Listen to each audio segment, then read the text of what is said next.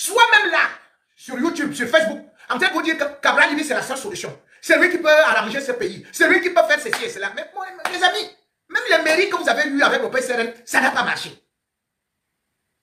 Qu'est-ce qu'il a arrangé au niveau de l'Assemblée? Et puis, cette bêtise qu'il a implantée dans tout le territoire national. Bon, il a eu combien de députés au Nord-Ouest? Bonsoir chers téléspectateurs de 237 Inside. Une fois de plus, le débat sur l'avenir politique du Cameroun s'invite au devant de la scène. Depuis plus de 4 décennies, un même scénario se répète. Des opposants fragilisés par la faim, par la tentation ou par la soif de strapontin finissent par rallier le camp du pouvoir.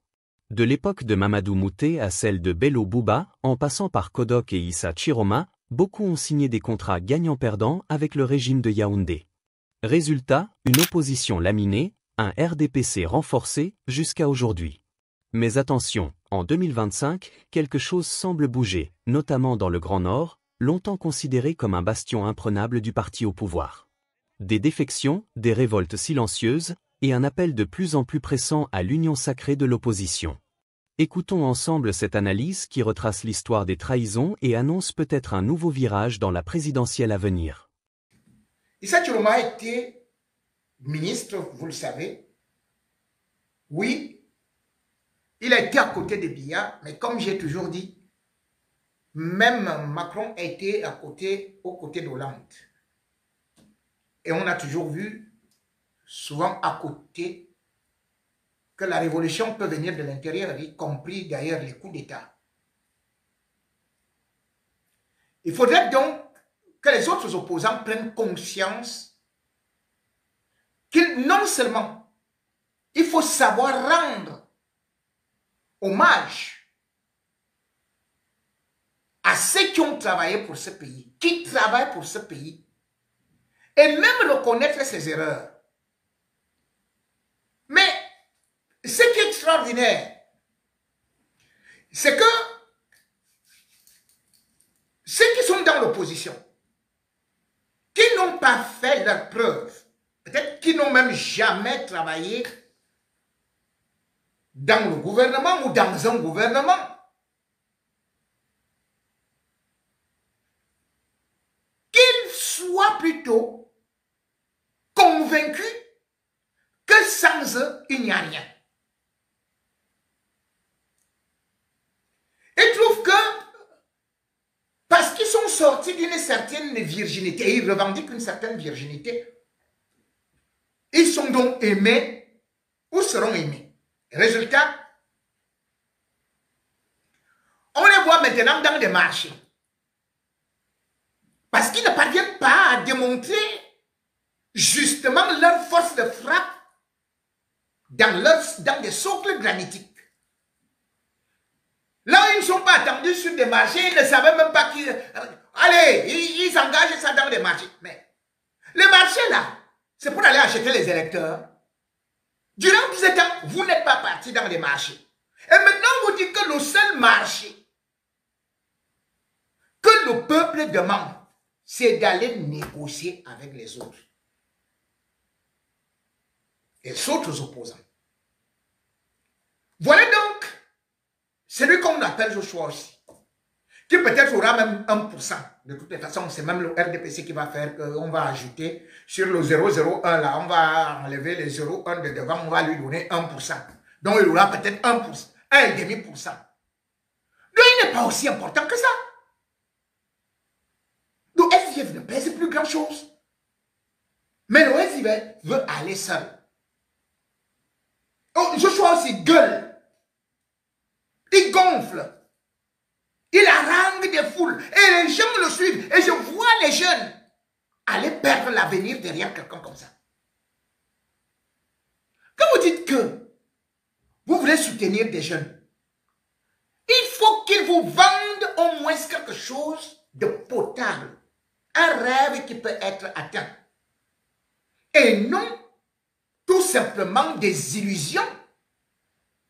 Comment est-ce que vous pouvez imaginer aujourd'hui que certains militants du PCRN soient même là, sur YouTube, sur Facebook, en train de vous dire que Cabral Libi, c'est la seule solution. C'est lui qui peut arranger ce pays. C'est lui qui peut faire ceci et cela. Mais bon, mes amis, même les mairies que vous avez eues avec le PCRN, ça n'a pas marché. Qu'est-ce qu'il a arrangé au niveau de l'Assemblée? Et puis, certains me disent qu'il est implanté dans tout le territoire national. Bon, il a eu combien de députés au nord-ouest? Combien de députés au sud-ouest? Le MSC n'était pas là à l'élection. Dites-moi, les gens du PCRN là, écrivez, combien de députés au nord-ouest? Combien de députés au sud-ouest? Vous avez déjà écrit. J'attends le nombre de députés au sud. Il y a eu combien là-bas? Il a eu combien de députés au nord? Combien de députés à la Damawa? Hein?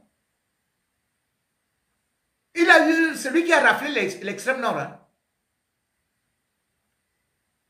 Bon, il a eu combien de députés au littoral? Parce que vous dites, vous m'avez dit, vous m'avez écrit. Donc je veux que tout le monde lise là le nombre de députés, puisqu'il est implanté partout. Les autres ne sont pas implantés.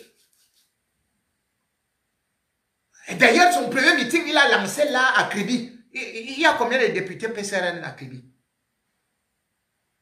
Combien de députés PCRN à Emolova? Combien de députés PCRN à Saint-Mélima? Combien de députés... Attendez. C'est cet orgueil démesuré que je vous dis, on ne peut pas continuer comme ça.